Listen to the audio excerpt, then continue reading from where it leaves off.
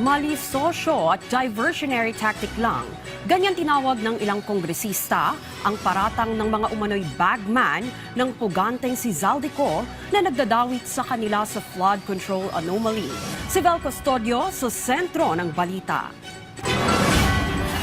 Napasugod na sa Senado si Palawan 2nd District Representative Jose Alvarez, kasunod ang pagdawit sa kanyang pangalan sa listahan ng mga dati at kasalukuyang kongresista na nakatanggap umano ng male-maletang may lamang pera mula sa 18 ex-Marines. Ayon kay Alvarez, hindi na siya nagulat na nakalagay ang pangalan niya sa listahan matapos sa hindi niya pirmahan ng umano'y impeachment request ng dating mamabatas na si Mike Defensor laban kay Pangulong Ferdinand R. Marcos Jr. Ako delikado, basta wala akong pirmahan. Nandito ako just to clear my name. Ito to. So, you're denying it? Oh, completely.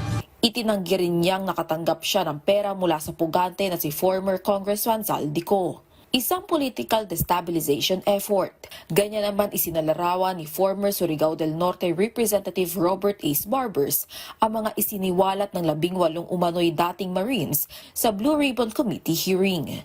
If you try to look at the list of the names, no, makikita natin dyan na lahat yan ay kung hindi membro ng Quad Committee, membro ng Senate, ng House Committee on Good Government and Public Accountability. And they are perceived to be anti-Duterte. So sa tingin ko, merong attempt no, to cover up or divert the national conversation on the issue at hand. Aniya, diversionary tactics ang ito ng mga kaalyado ni Vice President Sara Duterte. If you observe earlier, no, yung kanilang hearing sa Senado, yung ICC at saka yung EJK, hindi ba ang topic, ang agenda sa Senate Blue Ribbon Committee is flood control? Paano napunta sa ICC at saka sa EJK yun? Obviously, it's malicious. Alam mo, maliwanag ang ebidensya, lumabas ang ebidensya, hindi naman dahil ang congressman na nagpalabas. May mga ahensya at mga institusyon ng ating gobyerno na siya naglabas ng mga ebidensyang sumusuporta dun sa aligasyon laban kay Vice President Sara.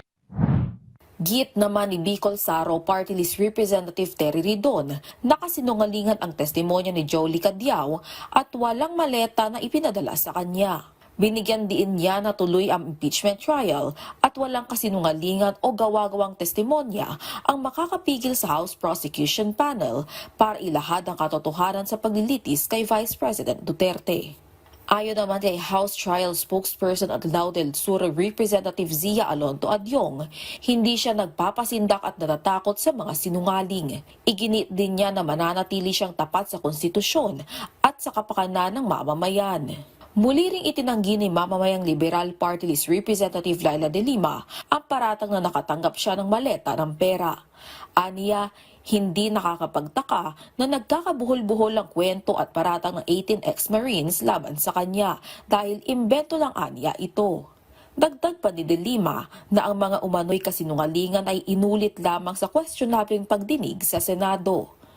Vel Custodio para sa Pambansang TV sa Bagong Pilipinas.